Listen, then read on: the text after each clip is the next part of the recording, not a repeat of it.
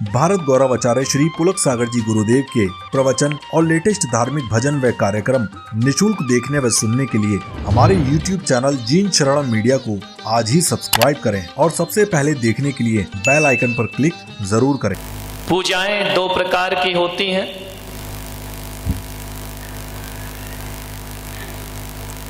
एक पूजा तो वो होती है जिसमें भगवान को कुछ अर्पण करना होता है, और एक पूजा वह होती है जिसमें भगवान को खुद को समर्पण करना पड़ता है। पदार्थ अर्पण करना आसान बात है, खुद को समर्पण करना कठिन काम हुआ करता है। और हकीकत में देखा जाए तो क्या चढ़ा रहे हो ये महत्वपूर्ण नहीं होता है, किन भावों से चढ़ा रहे हो इनकी कीमत हुआ करती है। यदि भावनाओं से ओतप्रोत होकर हीरे मोती की जगह किसी ने कमल पंखुरी भी चढ़ा दी, फूल की एक पंखुरी भी चढ़ा दी, तो ऐसा मेंढक भी क्षण भर में मृत्यु को प्राप्त करके स्वर्ग को प्राप्त कर लिया करता है। ध्यान रखिए। मैं तो ये कहता हूं कि पूजा करने वाले हाथों से ज्यादा पवित्र, इबादत करने वाले हाथों से ज्यादा पवित्र सेवा करने वाले हाथ हुआ करते हैं। ध्यान रखिए। किसी की सेवा करना ये भी एक धर्म है। किसी की वैयावृत्त करना यह भी एक धर्म है, क्योंकि जैन शासन में अभी 16 कारण व्रत चल रहे हैं और उसकी एक भावना है वैयावृत्त भावना, जहां पर कहा जाता है कि निस्दिन वैयावृत्त करैया सो निश्चय भव नीर तरैया। जैन दर्शन कहता है जो सेवा का मार्ग अपनाता है, जो परोपकार का मार्ग अपनाता है, परस्पर ग्रहो जीवा नाम का सूत्र सार्थक करता है, वह निश्चय से एक दिन निर्वाण को प्राप्त कर लिया करता है। अरे थाली भर भर के भगवान को अर्घ चढ़ाने वालों, किसी भूखे गरीब की झोपड़ी में एक थाली भोजन भी पहुंचा दिया करो। ध्यान रखिए। अरे माथे पर चंदन का तिलक खींचने वालों, किसी के जख्मों पे मलहम भी लगा दिया करो। और मैं विश्वास दिलाता हूं कि मंदिर का चंदन वो शीतलता नहीं दिला पाएगा जो किसी की जख्म पे मलहम लगाओगे तो शीतलता की प्राप्ति जीवन में हो जाएगी। ध्यान रखना। गमों की आग पे आंसू उबाल कर देखो, गमों की आग पे आंसू उबाल कर देखो, बनेंगे रंग किसी पर भी डाल कर देखो, और तुम्हारे दिल की चुभन जरूर कम होगी। किसी के पांव से कांटा निकाल कर देखो, किसी के पांव से कांटा निकाल कर देखो, किसी की पीड़ा को हरने का प्रयास करिए। अफसोस है कि रुद्राभिषेक करने के लिए, जिनाभिषेक करने के लिए और महाराजों के पैर धोने के लिए हमारे घरों में लोटा भर भर के दूध मिल जाता है, लेकिन पड़ोस में किसी का भूखा बच्चा रो रहा है तो एक गिलास दूध हमारे घर से निकलता नहीं है। ध्यान रखिए। और मैं पुलक सागर कहता हूं कि दूध से भगवान का अभिषेक करो, कोई मुझे समस्या नहीं है, लेकिन आपसे निवेदन करता हूं किसी भूखे बच्चे के मुख में एक गिलास दूध जरूर दिया करो। मैं कहता हूं कि जो मंदिर में दूध चढ़ाएंगे और भूखे बच्चे को नहीं पिलाएंगे, परमात्मा भी उनका दूध स्वीकार करने को तैयार नहीं हो सकता है। अरे किसी भूखे बच्चे को दूध पिलाओ मेरे भाई। लोग धोते हैं मेरे चरण, दूध से धो देते हैं, मुझे भीतर से लगता है यार क्यों मेरे पैरों में बर्बाद कर रहे हो। किसी बच्चे को पिला दो, और किसी बच्चे को तुमने पिला दिया तो मैं समझ लूंगा कि पुलक सागर ने दूध से अपने चरण अपने आप धुला लिए। ध्यान रखना, मैं कोई विरोध नहीं कर, नहीं तभी तुम्हारे यहां लड़ाइयां हो जाए कि महाराज दूध वाले या पानी वाले। अपन न दूध वाले न पानी वाले, अपन तो जिनेंद्र वाले और जिनवाणी वाले। ध्यान रखें,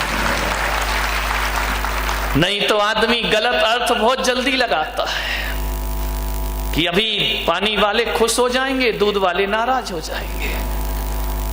तो महावीर कहते हैं कि ना तो पानी वाला मोक्ष जाता है ना दूध वाला मोक्ष जाता है, यहां तो पिछी कमंडल धारण करता है, उसके लिए मोक्ष की प्राप्ति। जो पानी भी छोड़ता है और दूध भी छोड़ दिया। अपने को क्या लेना देना, तुम कुछ भी चढ़ाओ, लेकिन प्रेरणा देना मेरा इतना ही फर्ज है।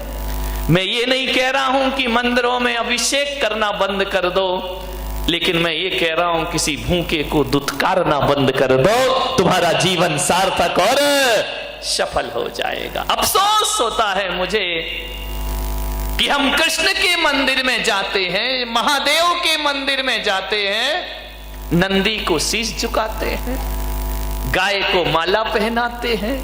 वाह रे इंसान, जिंदा गाय धक्के खाती है और संगमरमर की गाय को मेवा चढ़ाते हो, मिष्टान चढ़ाते हो, ये तुम्हारा कोई धर्म हुआ करता है? विचार करिए।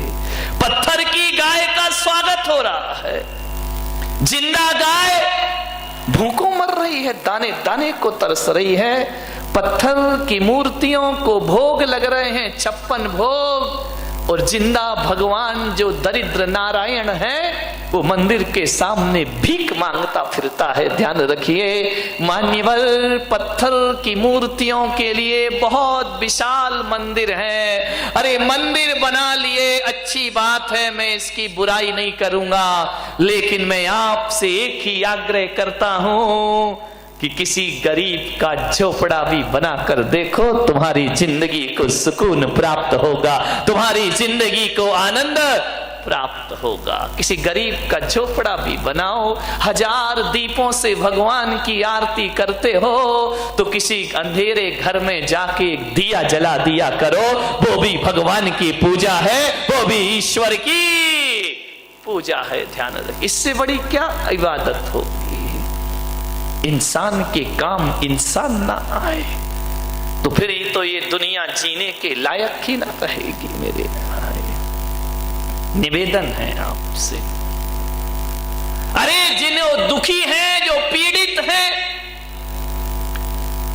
उनकी बदकिस्मती होगी, लेकिन उनकी बदकिस्मती को देखकर मजाक मत बनाना। जितना हो सके सेवा करना, ध्यान रखना। एक भिखारी जब तुम्हारे घर में भीख मांगने आता है तो ये मत सोचना कि वो भीख मांगने आया है। इस देश के त्रिवल्लुवर आचार्य ने लिखा है कि कोई भिखारी यदि तुम्हारे घर भीख मांगने आए तो ये मत समझना कि भिखारी भीख मांगने आया है। वो भिखारी भीख मांगने नहीं आया, वो तुम्हें सीख देने के लिए आया है। और वो भिखारी कह रहा है कि जो भी तेरे हाथ जेब में हो मेरे कटोरे में डाल दे, और यदि है और नहीं डाला तो एक बात याद रखना, कटोरा का हाथ बदलने में ज्यादा देर नहीं लगा करती है। मेरे हाथ का कटोरा तेरे हाथ में, क्योंकि मैंने भी पिछले जन्मों में कुछ नहीं दिया, होने के बाद मैंने कुछ नहीं दिया, तो आज ये कटोरा मेरे हाथ में है। और आज तेरे पास है, नहीं दिया तो मेरे हाथ का कटोरा कब तेरे हाथ में चला जाए कोई भरोसा, जिंदगी का कोई भरोसा नहीं मेरे भाई। कब किस्मत करवट बदल ले, रातों रात लाखपति खाकपति हो जाते हैं, और ऐसी भी किस्मत जागती है, सड़क छाप महलों का वासी हो जाया करता है। ये तकदीर का का खेल है, ध्यान रखना, ये तकदीर है। रामनाथ कोविंद को कौन जानता था? वो खुद नहीं जानते थे कि मैं कभी राष्ट्रपति बनूंगा। मिट्टी के घरों में पैदा हुए, कच्चे मकानों में, दलित परिवार में पैदा हुए, पढ़ाई का इंतजाम तक जिनके पास नहीं था। मेरे भाई, जब राष्ट्रपति का चुनाव का अवसर आया तो पूरा देश तो क्या, जितने भी दल हैं वो भी नहीं जानते थे कि रामनाथ कोविंद एक चमत्कार बनकर के नाम प्रकट हो। कितनी अटकलें चल रही थी। कोई बोला कि आडवाणी बनेंगे, कोई बोला सुमित्रा महाजन बनेगी, एक से एक अटकलें चली। लेकिन ध्यान रखना, ये मोदी ने कुछ नहीं किया है। जब किस्मत चमकती है ना तो छप्पड़ फाड़ कर प्राप्त हुआ करता है। ध्यान रखना है आपको। राष्ट्रपति बन गए। सोचना है आपको, जो बेर बेर खात थे वो बेर बीन खात है। बेर जानते हिंदी? बेर तुम लोग क्या बोलते? अच्छा, जो बोर, जो हमारे यहां बोर है वो तुम्हारे यहां बेर है। बहुत ही उल्टा मामला मैं करूं क्या? हमारे यहां बोर होता है बुरा, वो तुम्हारे यहां बोर होता है अच्छा। तो मैं इसको मराठी में कैसे बना? नहीं बनेगा। जो बेर बीन खात थे, जिनके दिन ऐसे थे कि बोर को बीन बीन के खाते थे। जो बेर बीन खाते थे वे बेर बेर खात हैं। बेर बेर यानी बार बार, हिंदी समझाना पड़ेगी मुझे। जो बेर बीन खात थे वो बेर बेर खात हैं। जो बेर बेर खात थे वे बेर बीन खात। तकदीर का कोई भरोसा नहीं। कल तक जो बेर बीन बीन के खाते थे आज उन बार बार खाते हैं। कल जो बार बार खाते थे आज बेर बीन बीन कर का। तकदीर का कोई ठिकाना नहीं, कब किस्मत पलट जाए। और किस्मत ऐसे खूबसूरत मोड़ पे धोखा देती है। अब देखो ना देश के हालात। अब आडवाणी की किस्मत में नहीं है तो नहीं है। अब क्या करोगे तुम? क्या कर सकते हो? ना पीएम बन पाए, थोड़ी आस थी कि राष्ट्रपति बन जाएंगे। उन्हें क्या मालूम था इसी समय फाइल खुल जाएगी। विचार करिए, सोचना है आपको। अब नहीं है तकदीर में तो नहीं है। लोग बोलते हैं कि सोनिया का बड़ा त्याग है, जीतने के बाद भी मनमोहन को मुख्यमंत्री प्रधानमंत्री बना दिया। अरे काय का त्याग मेरे भाई। पहले के जमाने में कहा जाता था मजबूरी का नाम महात्मा गांधी, अब कहा जाता है मजबूरी का नाम सोनिया गांधी। क्या करोगे? बदलेगी परिभाषाएं। ये तकदीर के खेल है मेरे भाई, सोच लेना, जिंदगी को समझना। आज सब कुछ है, कल कुछ ना रहेगा। आप देख रहे हैं ना, मैंने एक दिन और बताया था, रेमंड्स ग्रुप के मालिक, रोज अखबारों में आ रहा है दर दर की। इस कलयुग का, अभी का, प्रेजेंट का उदाहरण है। अपनी बुलंदियों पर इतना नाज मत करो, अपनी बुलंदियों पर इतना नाज मत करो। हमने तो आसमान से सितारों को गिरते देखा है। ध्यान रखिए।